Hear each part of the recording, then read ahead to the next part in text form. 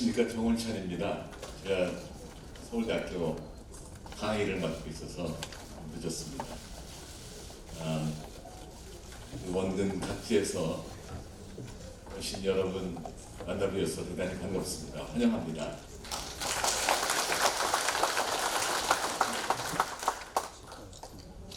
그리고 늘 푸는 한국당 창당 100기 대회를 진심으로 축하합니다.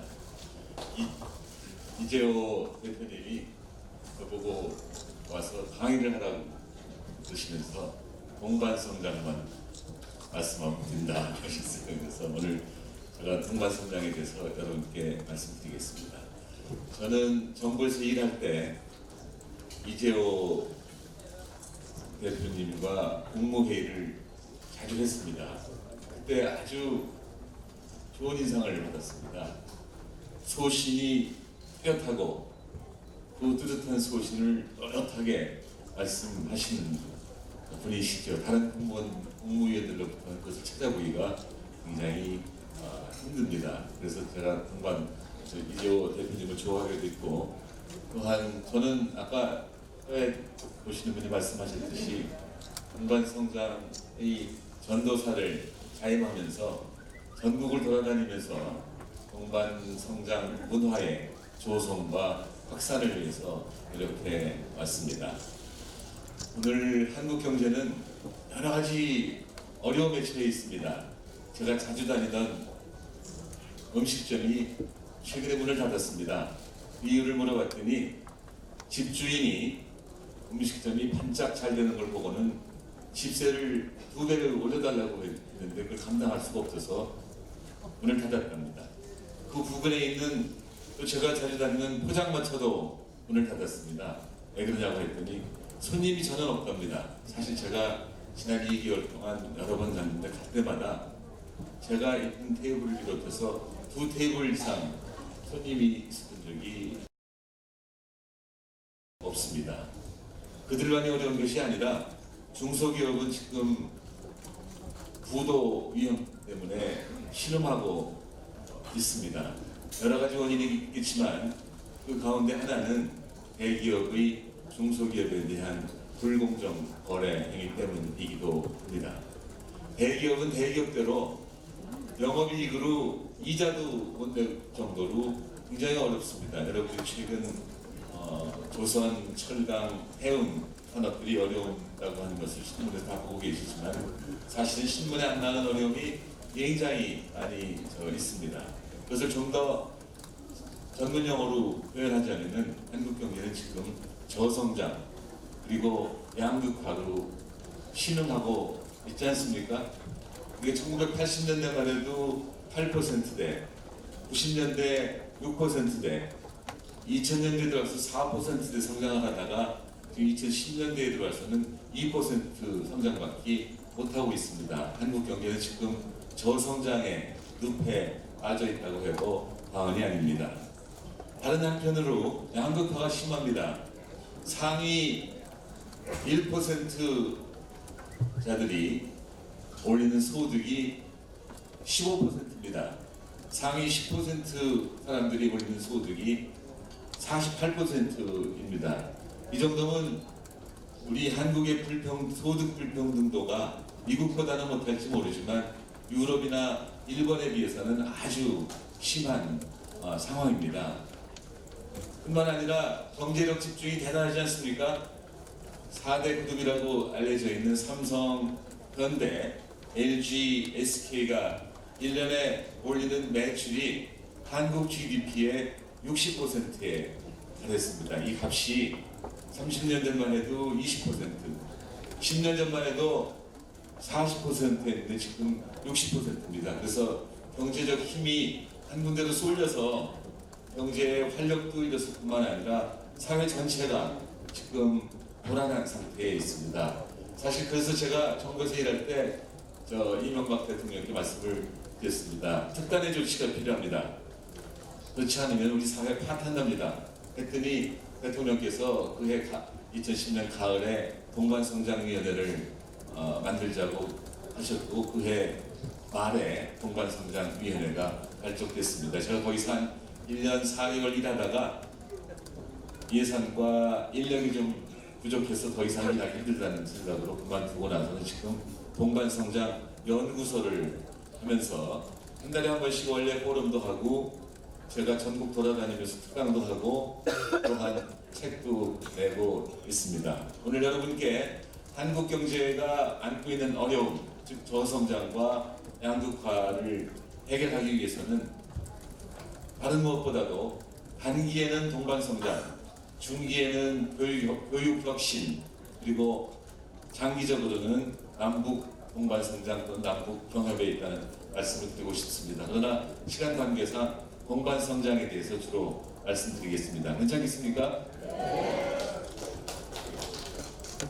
동반성장은 한마디로 말씀드리자면은 더불어 성장하고 함께 나누어서 다 같이 살기 좋은 사회를 만들자는 취지에서 나온 아이디어입니다. 더불어 성장하자 그러면은 아무도 이의를 제기하지 않는데 함께 나누자 그러면 그냥 부르르 떠는 사람들이 아주 많습니다. 우리 그 재벌 그룹의 회장님들이 그러신다면 이해는 되는데 돈도 별로 없는 사람들이 이른바 신자유주의적 사고에 젖어가지고서 부르르 떱니다만 이것은 오해에서 온 것입니다. 그들의 오해는 동반성장이 마치 있는 사람 거 뺏어서 없는 사람한테 주자는 걸로 이해하는 것 같습니다. 그러나 동반성장의 취지는 그렇지 않습니다. 경제 전체의 파이는 크게 하면서 분배의 룰은 조금 바꾸어서 다 같이 살자 하는 것입니다. 예를 들어서 현재 한국의 GDP가 100이라고 한번 해보십시오. 그 100이 부자한테 50분배 되고 가난한 사람한테 또 50분배 됐다고 생각해 보십시오. 근데 동반성장이 추구하는 것은 GDP를 100에서 예를 들자면 110으로 늘리되 종전처럼 반분하면은 부자 55, 가난한 사람 55 분배 받겠지만 부자들은 밥 먹을 것도 있을 뿐만 아니라 여유가 있는데 반해서 가난한 사람들은 여유가 없으면 물론이거니와 밥 먹을 것조차도 없으니 59 빈간에 55대 55로 분배하지 말고 54대 56, 53대 57, 심지어는 52대 58로 분배할지라도 부자도 더 얻고 가난한 사람도 더 얻으니 서로 좋고 그 증분을 나누는 것이 부자한테 가는 것보다는 가난한 사람들한테 더 많이 하기 때문에 이 분배 상태가 좋아져서 다 같이 살기 좋은 사회를 만들자, 이것이 동반성장의 아이디어라고 말씀드릴 수 있습니다. 현재 동반성장위원회에서는 대중소기업 간 동반성장만 다룹니다만 동반성장 연구소가 다루고 있고 또 실제로 동반성장 아이디어는 아주 넓은 개념이라고 말씀드릴 수 있습니다. 빈부 간의 동반성장, 대중소기업 간의 동반성장, 도시와 농촌 간의 동반성장, 또 수도권과 비수도권 간의 동반성장, 남녀 간의 동반성장, 세대 간의 동반성장, 또 지역 간의 동반성장, 남북한 간의 동반성장, 국가 간의 동반성장 등 굉장히 여러 가지로 동반성장을 논할 수 있지 않겠습니까? 예를 들자면은 제가 서울대학교 총장할 때 도입한 입시에서의 지역균형 선발제는 지역균형 동반성장을 추구한 것입니다. 제가 총장이 돼서 학생의 구성비를 물어봤더니 100명 중에 42명이 서울 사람이고 26명이 강남 사람이었습니다. 그래서 제가 반동담 반진담으로 이제 우리 서울대학교가 진짜 서울대학교가 되겠구나, 잘못하다가 강남대학교가 되면 어떡하겠냐 해서 각 지역에서 골고루 들어오도록 처음에는 기초단체에서 4명 먼저 뽑고 나머지 일반 전형으로 뽑자고 했지만 위헌적 요소가 있다고 해서 전국의 고등학교 교장 선생님들이 3명 이내에서 학생을 추천하면 그 중에서 1000명 뽑고 나머지는 일반 전형으로 뽑자는 것이 지역균형 선발제도였었습니다.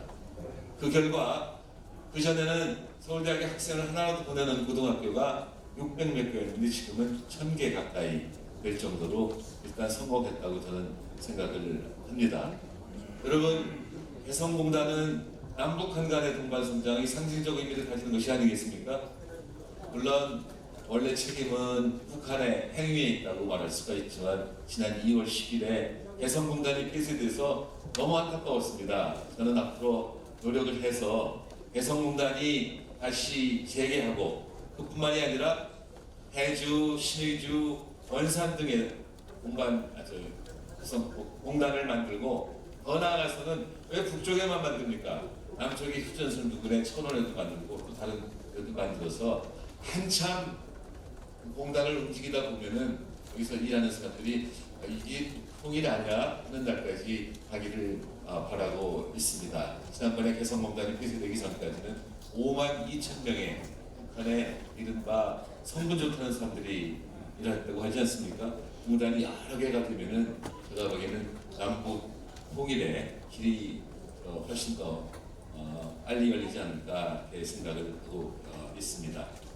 자, 그러면 동반 성장하면 뭐가 좋으냐? 왜 동반 성장해야 되냐? 어떻게 한국 경제 문제를 풀 수 있냐? 질문할 수 있지 않겠습니까? 거기에 대한 답은 대체로 다음과 같이 드릴 수 있습니다. 우리 경제가 지금 어려운 이유가 여러 가지가 있겠지만 그 중에 하나는 투자의 부진입니다. 김대중 정부나 노무현 정부나 이명박 정부나 박근혜 정부 약 20년 동안에 한국의 투자는 아주 부진했습니다. 투자는 누가 합니까? 기업이 하지 않습니까? 기업은 대기업하고 중소기업은 나눠볼 수 있죠. 대기업은 왜 투자를 안 하고 중소기업은 왜 투자를 안 하나 이유를 살펴서 그 이유를 없애거나 또는 완화시키면 되지 않겠습니까? 대기업들이 투자를 안 하는 것은 돈은 천문학적으로 많은데 투자 대상이 마땅치 않다는 것입니다. 지금 대기업들이 돈 얼마나 많이 가지고 있냐면은 10대 그룹이 가지고 있는 돈이 450조 원이라고 그러고 30대 그룹이 가지고 있는 돈이 590조 원이라고 합니다. 여러분 감이 안 오시죠? 저도 경제학을 지금 50년 가까이 공부했지만 조가 얼마인지 감이 안 옵니다. 그래서 제가 쉬운 비율을 만들어낸 것이 이것입니다. 1조가 얼마나 많은 돈이냐면은 부처님이나 예수님이 지금 살아계시다고 치고 태어나셔서 오늘까지 매일 하루도 거르지 않고 100만 원씩 써 오셨어도 1조 원 다 못 쓸 정도로 1조 원이 큰 돈입니다. 하루에 100만 원 쓰면 1년에 얼마입니까? 3억 6,500만 원이죠. 1000년이면 3,650억 원이죠. 2000년이면 7,300억 원이죠. 그러면 예수님 2016년에 태어나셨으면 16만 더하면 되고 또 부처님도 2560년 전에 그때 태어나셨다고 한다고 하면은 그분들이 1조 쓰시려면 아직도 멀었어요. 그렇지 않습니까? 이렇게 큰 돈에 450배, 590배 가지고 있는데 투자를 안 하는 거는 투자 대상이 마땅치 않다. 투자 대상이 뭔데? 그러면은 핵심 첨단 기술이다. 근데 한국이 지금 연구 및 개발, R&D 지출이 세계 5등이고 GDP하고 비교해서 세계 1등이라는데 왜 첨단 핵심 기술이 없냐고 질문하실지 모르겠습니다만 그것은 한국의 R&D, 연구 및 개발은 주로 개발에 치우쳐 있어서 본격적인 연구는 안 이루어졌기 때문에 첨단 핵심 기술이 없다는 것이고 심지어는 한국 경제를 폄하하는 사람들은 한국의 그 알량한 연구도 리서치가 아니라 리파이먼트에 불과하다. 남의 아이디어를 조금 베껴서 더한 것에 불과하다고 폄하하는 사람도 있습니다. 그래서 한국 경제가 재도약하려면은 한국의 대기업이 핵심 첨단 기술을 더 가져야 되는데 그러자면은 D에서 R로의 방향 전환, 리서치에서 리파이먼트로의 방향 전환이 이루어져야 된다고 하지만 그 시간이 걸리지 않겠습니까? 근데 당장 우리는 저성장과 양극화에 시달리고 있습니다. 그 문제를 좀 단기간에 해결할 방법이 없을까 해서 중소기업을 한번 쳐다보십시오. 중소기업은 최고급 기술은 아닐지 모르지만 투자할 때가 아주 많습니다. 그런데 돈이 없습니다. 그래서 중소기업한테 돈을 공급해줘야 되는데 이른바 개발 시대인 60년대, 70년대에는 정부가 나서서 세금 걷고 돈 찍어내서 유망 산업에 유능 기업인한테 나눠주면 됐지만 지금은 정치적으로 민주화돼서 조세 저항이 강하고 또 한국은행이 나름대로 독립이 돼서 돈 찍어내기가 힘듭니다. 뿐만 아니라 경제가 복잡하고 커져서 유망산업 찾기도 힘들고 유능기업인 찾기도 힘듭니다. 그래서 제가 5년 전부터 제안한 아이디어가 바로 초과이익 공유, 중소기업 적합업종 선정, 그리고 정부가 구매할 때 중소기업 위주의 구매입니다. 이렇게 돼서 대기업으로 흘러갈 돈이 합법적으로 그리고 스무드하게 중소기업으로 흘러들어간다면은 중소기업은 자금난이 완화돼서 투자를 하게 되고, 투자하면 생산이 이루어지겠죠. 생산이 늘면은 고용이 늘죠. 고용이 늘면 소득이 늡니다. 소득이 늘면 소비가 늘지 않겠습니까? 그렇게 되면 그것이 경기 침체를 완화해서 문 닫는 포장마차집, 또 밥집도 줄어들고 중소기업의 부도 걱정도 줄어들고 대기업도 그 결과 도움을 받을 것으로 생각을 합니다. 근데 이 과정에 이 주역이 중소기업이기 때문에 한편으로는 이런 것들이 한편으로는 지속적 성장의 기초가 될 뿐만 아니라 중소기업의 전 일하는 사람들의 88% 이상이 일하고 있기 때문에 양극화 해소에도 커다란 도움이 될 걸로 생각합니다. 이게 바로 동반성장의 진실입니다. 동반성장이 물론 만병통치약은 아닙니다. 그러나 한국 경제가 단기적으로 저성장과 양극화를 해결하는 것은 동반성장밖에 저는 없다고 생각을 합니다. 물론 아까 말씀드렸지만 중기적으로는 교육혁신을 통해서 아무리 월급을 많이 줘도 아깝지 않을 인력을 많이 길러내야 되고, 좀 더 장기적으로는 사실은 이제 한반도에서 길이라고 하는 것은 남북협력입니다. 해상공단을 비롯해서 공단도 많이 만들고 여러 가지 조치를 통해 갖고 남북한이 격차가 줄어들면은 아무래도 남한 사람들이 통일에 대한 열정이 더 커지지 않겠습니까? 남북 간의 격차가 크면은 남한 사람들이 통일병이 무서워서 통일에 대해 영원히 줄어들 것이고, 북한 사람들은 또한 남한 사람들이 상당한 동반성장을 이루어야 통일 이후에 우리가 4류 국민, 5류 국민이 되지 않을까 하는 염려를 불식시킬 수 있을 것입니다. 그래서 단기에는 동반성장, 그 다음에 중기에는 교육혁신, 장기에는 남북 경협 또는 남북 동반성장밖에 한국 경제가 살 길이 없다, 이렇게 생각이 듭니다. 사람들이 저보고 그럽니다. 당신 좋은 학교 나와서 좋은 직장이 있었는데 뭐 그렇게 지난 총리할 때는 학력 요건을 완화해서 고등학교만 졸업하고도 취직할 수 있는 길을 크게 열어놓더니 지금은 또 동반성장이자 합니다만, 저는 대학 갈 때 저를 키워주다시피 하신 프랭크 스코필드 박사가 경제학과 가라고 해서 경제학과 갔습니다. 제가 대학 갈 때 어디 가면 좋으냐고 그랬더니 지금 경제개발 5개년 계획이 어느 정도 성공을 해서 성장은 되는데 그 결과 소득 격차와 빈도 격차가 너무 크다. 자본주의 사회에서 당연히 있을 수 있는 일인데 어떻게 된 건지 한국에서는 부자가 가난한 사람들에 대한 배려가 눈꼽만치도 없는 것이 안타깝다. 그러니 저보고 너는 빈부격차나 소득격차를 완화할 수 있는 학과에 가서 공부를 하고 일생을 그것을 위해서 노력하면서 살라고 하셔서 경제과로 가고 그 후로도 재벌개혁을 비롯한 사회개혁에 대해서 발언을 많이 하다가 제가 2010년 정부에서 일할 때 어떤 중견기업인이 찾아와서는 이민 가겠다는 거예요. 그래서 왜 그러냐고 그랬더니 해도 너무해서 그렇다. 뭘 너무합니까? 후려치기를 너무한다. 뭘 후려칩니까? 그랬더니 아니 경제학자가 그것도 모르냐고 납품과 후려치기도 뭘 후려쳐. 저 이런 식으로 얘기하는 걸 보고 당장 대통령한테 달려가서 중견기업인이 이민 가겠다니 중소기업인은 오죽하겠습니까? 특단의 조치를 취하지 않으시면은 우리 사회 파탄나고 무슨 일이 일어날지 모릅니다. 그래가지고서는 그게 가을에 동반성장위원회가 생겨났습니다만, 저는 여러분이 보시기에 이른바 금수저 물고 태어났는지 모르겠습니다만 저는 사실 흙수저도 잘 안 되는 데서 자라났습니다. 저희 아버지가 초등학교 3학년 때 돌아가셔서 저희 어머니가 5남매 키우느라 무지하게 애를 쓰셨습니다. 그래서 초등학교 3학년부터 중3까지 한 번도 점심을 먹어본 적이 없습니다. 그래서 11시 50분쯤 지금쯤 되면은 학생들 몰래 클래스를 나와서 뒷동산에 가서 1시간 동안 우선 수돗물 마시고 그다음에 1시간 동안 산보를 했습니다. 그 7년 동안 산보를 하니까 체력 단련이 돼서 오늘날 제가 사실 살인적 스케줄을 소화하고 있는데도 큰 탈이 없는 거는 그때 체력 단련을 많이 해서 그런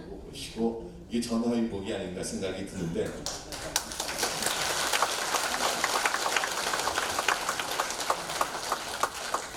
그래서 결국은 저는 고등학교 때는 이래갖고는 점심도 못 먹어서는 대학 가기 힘들겠다 해서 저 고1부터 입주 가정교사로 고등학교 3년을 다녔습니다. 근데 초등학교 6학년 때 제 친구가 안동에서 온 친구였었는데 저보고 야 웅찬아 니 어느 중학 갈 끼고 그 경상도를 맞습니까? 잘 흉내를 못 내서 미안합니다. 그래서 아니 나는 취직해야 돼. 초등학교 6학년 때입니다. 그랬더니 이 친구가 자기 집에 가서 아마 부모님한테 말씀을 드렸던 모양이고 그 부모님이 저희 집에 와서 한 7월입니다. 취직하지 말고 좋은 중학교 가면은 그 입학금 해줄 테니까 입학시험 보도록 노력하라 해서 그때부터 공부해갖고는 좋은 중학교 들어갔습니다. 그랬더니 그 이영소 교수님이 저를 스코필드 박사한테 소개해서 스코필드 박사가 중학교 고등학교 등록금도 대주시고 생활비도 대주셔서 오늘날 저를 만드셨습니다. 그뿐만이 아니라 그 정신적으로 많은 교훈을 주셨어요. 첫째, 정직해라. 정직이 가장 경제적인 생활 방법이다 그러시는데 제가 사실 너무 솔직해서 손해보는 수가 많습니다. 지금 들어오는데 기자들이 이것저것 물어보는데 너무 솔직하게 대답해갖고 그 후유증이 있을지 모르겠습니다. 그래도 저는 후회하지 않습니다. 그 다음에 저한테 가르치신 것이 어려운 사람, 특히 선한 어려운 사람을 만나면은 비둘기의 자애로움으로 대하고 강한 사람, 그 중에서도 정의롭지 못한 강한 사람한테는 호랑이의 날카로움으로 대하라고 하셔서 제가 그 가르침을 많이 따르려고 하고 끝으로 그분이 가르치신 것은 국력이 중요하다. 그 세계를 움직이는 것은 국제법이 아니라 국력이다. 국제법은 데코레이션에 불과하니까 국력의 신장을 위해서 일생을 바쳐라 이렇게 가르치셨습니다. 그래서 제가 오늘날 동반성장의 전도사를 자임하면서 이 동반성장 문화의 조성과 확산을 위해서 노력하고 있습니다. 지금 어느 정도는 성과가 있다고 생각하지만 갈 길은 아직 멉니다. 그래서 여러분 여기 계신 여러분 저와 함께 한국 사회를 동반성장 사회로 만드는데 같이 노력해 주실 것을 제안드립니다. 그렇게 해주시겠습니까?